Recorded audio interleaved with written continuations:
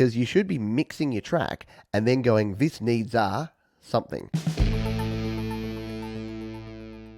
I'm pretty simple when it comes to mixing. I would recommend, if you search my name, Pete Johnson Mixing, these couple of videos, so the basics of mixing, that's like a 25-minute video where I take you through what plugins I use and how I actually mix. And I've got this one here, which is a shorter video, just 6 minutes, where I show the most important things. And really, people overcomplicate mixing sometimes because they ask this question. And look, I'm no shame against you because it's a very good question and it's a very common question.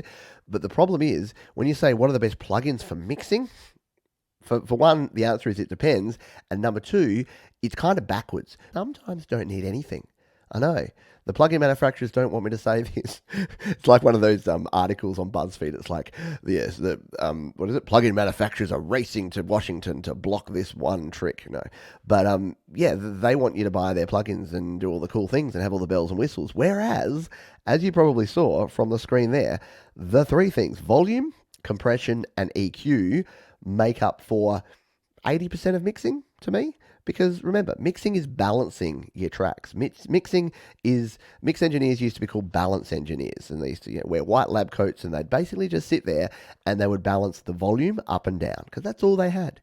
And then eventually stereo came out and they would balance the left and right, which all left and right is, all panning is how much volume's on the left and how much volume's on the right. So that's volume 2.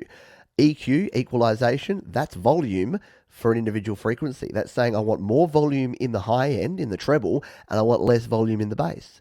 That's the same thing. It is just volume. And compression is a way to automate volume. These really helped me start understanding what compression was all about, to make sure that your volume is more level so that when you're singing, it's not going up and down. It's really just giving you that nice level feel. So basically, you could say that everything mixing is volume at the end of the day. Now, the sweeteners, they're things like your reverb and your delay and your stereo wideners and those sort of things. And there are some good plugins that I use, but most of them are stock, to be honest, because when I want some reverb, I want it to kind of sound like a hall. So I put a hall reverb on it, and then I put like 10% of each of my tracks to that reverb. And if I want a delay, I want a slapback delay. Okay, I'll put a slapback note of an eighth note delay on this, and I'll just use the stock delay for that. So again, it is a really good question. I don't want you to think, oh, Johns is trying to avoid the question. But again, I think it's more about what you are trying to achieve. And then you can start asking the question. So you're like, so if you came to me and you said, I've got this song, but it sounds too clean. It sounds too digital. I need it to be a bit dirtier, a bit warmer. I would say you're probably looking for a saturator plugin. Why don't you try something like the Mixbox CS set that has some really good tape saturation plugins in it?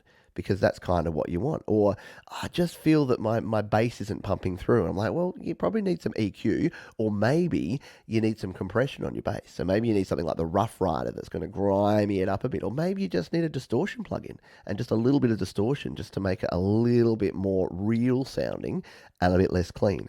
So really, it's more about asking the question of what are you trying to do? And then what do you need to do to get it done?